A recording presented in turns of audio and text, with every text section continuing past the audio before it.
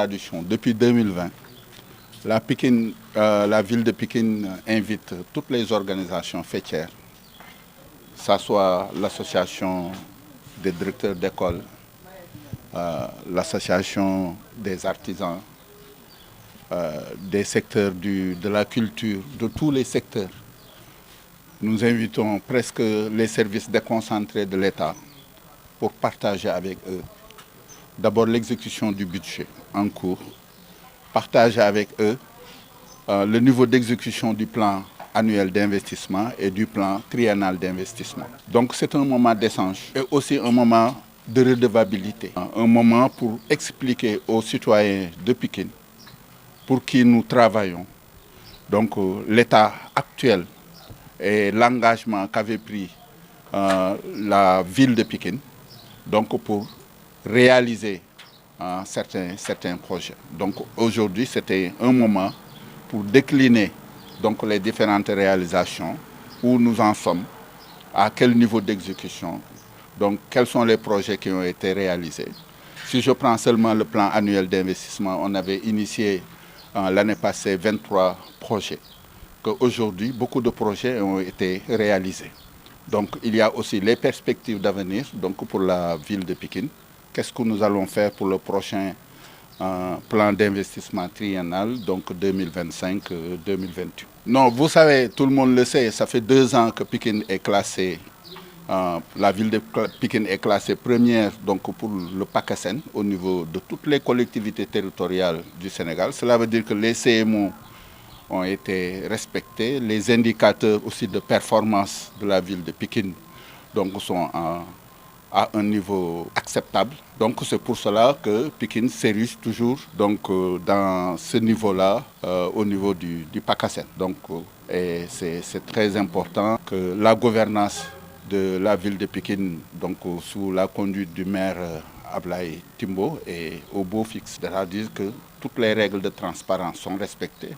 Les manuels de procédure aussi au niveau de la ville de Pikine, donc les manuels sont aussi respectés. Le budget d'investissement tournait autour de 2,6 milliards, donc c'est un niveau extraordinaire, là où la ville de Pikine n'a pas encore reçu les fonds de dotation venant de l'État, donc qui s'élèvent environ à presque 900 millions que nous n'avons pas encore reçus et nous sommes presque en fin d'année budgétaire. Donc ça, c'est des corrections aussi à apporter. Je ne sais pas au niveau de l'État quels sont les problèmes, mais au niveau de la ville de Pikine, nous sommes en train de faire des réalisations extraordinaires, donc surtout dans le domaine de l'éducation, dans le domaine du sport, dans le domaine aussi de la culture.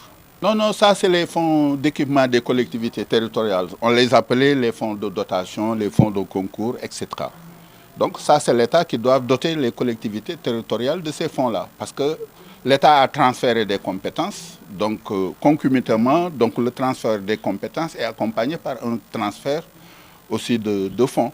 Mais jusqu'à présent, aussi, la ville de Pikine n'a pas encore reçu les fonds de dotation, les fonds d'équipement des collectivités territoriales.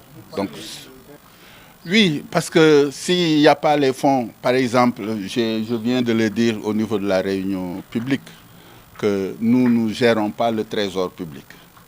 Donc le Sénégal a opté pour une caisse unique. Donc il y a l'unicité de caisse au niveau de ce pays. Donc nous travaillons avec le service des impôts et domaines qui font les rôles d'impôts. Le payeur, celui qui fait le recouvrement. Donc nous sommes toujours à leur disposition. S'ils font les rôles et le recouvrement, ils versent ça dans les comptes donc, de la commune. C'est en ce moment que la commune puisse avoir les moyens donc, de travailler. Souvent, nous avons des engagements avec les entreprises. Si l'argent n'est pas là, pour faire les acomptes et aussi payer les entrepreneurs, donc il y a toujours des retards dans l'exécution de certains projets. Et la ville de Pikine s'est positionnée dans ce qu'on appelle aujourd'hui la diplomatie territoriale, internationale. Nous avons beaucoup de projets avec beaucoup de pays à travers le monde. Donc cette semaine seulement, jeudi passé, on a signé une convention avec la région d'Emilia-Romagna, qui est la 2e région en Italie. Nous avons aussi des projets avec l'Union européenne qu'on vient de boucler, avec la coopération espagnole, la ZTZ avec la coopération allemande et ainsi de suite. Donc aujourd'hui, la ville de Pikine s'est positionnée comme ville leader donc, à travers toutes les collectivités territoriales du Sénégal et se positionne aujourd'hui dans le monde. Et nous travaillons dans ces projets, surtout en ce qui concerne le développement durable. Donc la ville de Pikine est l'une des rares collectivités territoriales à avoir un plan climat. Et le plan climat là, c'est un plan qui nous donne des opportunités